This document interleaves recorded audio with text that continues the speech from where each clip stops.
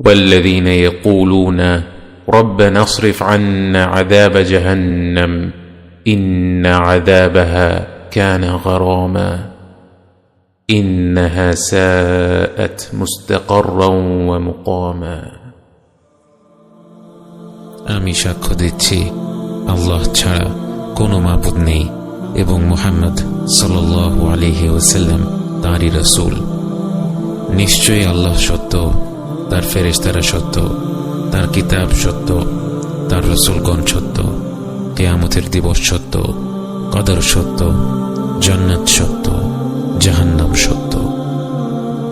জাহান্নাম সেই নাম যা থেকে আমরা যতটুকু সম্ভব দূরে থাকতে চাই, যে নাম শুনলেই আমরা তা মস্তিষ্ক থেকে দূরে ঠেলে দিতে চাই।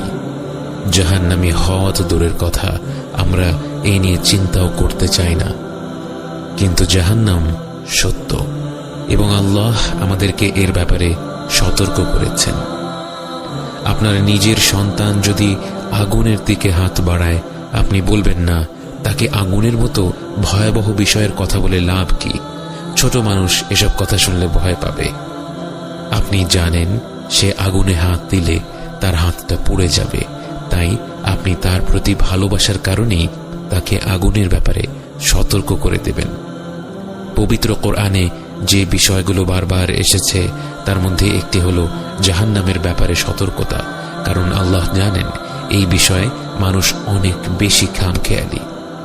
আল্লাহর রহমত অসীম এ কথা ভেবে অগণিত বান্দা জাহান্নামকে ভুলে সেই ভয়ঙ্কর পরিণতির দিকে নিজেদের ঠেলে দেবে। আল্লাহ জাহান্নামকে সৃষ্টি করেছেন অবিশ্বাসী মুনাফিক বান্দাদের জন্য এবং এমন সব বিশ্বাসীদের জন্য যারা অনেক বেশি পাপ অর্জন করেছে। জাহান্নামের আছে এক অতোষণীয় ক্ষুধা। সূরা কফে আল্লাহ সুবহানাহু ওয়া তাআলা বলেন, একদিন আল্লাহ জাহান্নামকে জিজ্ঞেস করবেন, তোমার পেট কি ভরেছে? জাহান্নাম বলবে, হাল মিন মাজিদ, আরো কিছু আছে কি?